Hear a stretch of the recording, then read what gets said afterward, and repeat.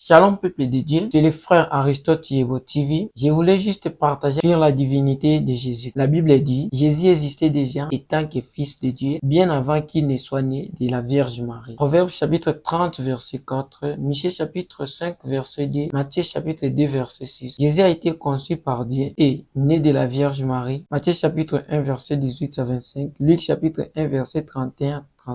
Jésus ne peut pas être décrit simplement comme un homme bon, un prophète ou dirigeant. Il était, demeurera toujours le Fils éternel de Dieu. Dieu lui-même est devenu chair. Jean chapitre 1 verset 1 à 14. Jésus a déclaré être Dieu.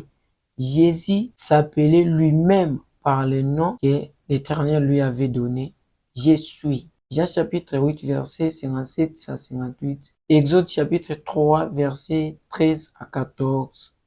La divinité de Jésus est la vérité centrale du christianisme. Jean chapitre 8 verset 24. La mission de Jésus-Christ. Jésus est dû venir sur la terre parce que l'humanité s'était séparée de Dieu et s'est trouvée dans un état de péché et d'échéance. Étant qu'être humain, nous étions incapables de nous racheter nous-mêmes. Le christianisme signifie que Dieu vient vers nous. C'est Dieu s'identifiant à la race humaine. Dieu créa les êtres humains à sa propre image. Il créa pur et saint, il leur donnant la liberté de choisir. Genèse chapitre 1 verset 21 à 26. Le péché a séparé les êtres humains de Dieu. Adam et Ève moururent spirituellement quand ils se sont rebellés contre la parole de Dieu. Genèse chapitre 2 verset 17. Le péché d'Adam et Ève a affecté le monde entier. Nous vivons dans un monde corrompu. La race humaine est séparée de Dieu. Romains chapitre 5 verset 12. Nous sommes tous des pécheurs et devons redouter les jours du jugement dernier. Romains chapitre 3 verset 23 à 19. Dieu nous a créés afin que nous soyons en communion avec lui. Malheureusement, nos péchés ainsi que nos rébellions nous ont éloignés de lui. C'est la raison pour laquelle Dieu a décidé d'ouvrir une voie afin de restaurer cette communion avec lui.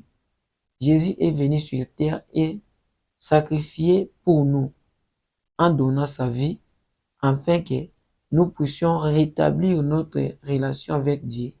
1 Corinthiens chapitre 15 verset 21 à 22.